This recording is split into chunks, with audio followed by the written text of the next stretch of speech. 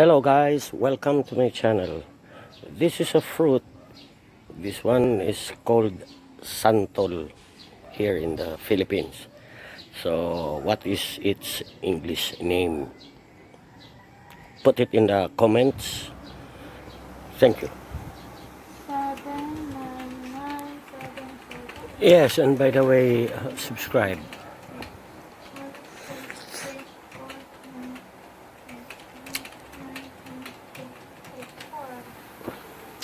Tetaya, na na na.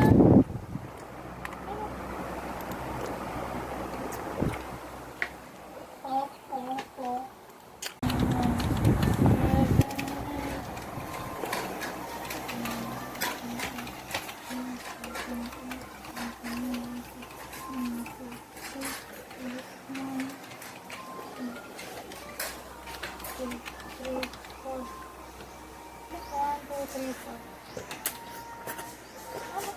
Ay, napiglit ko na lang itong number na.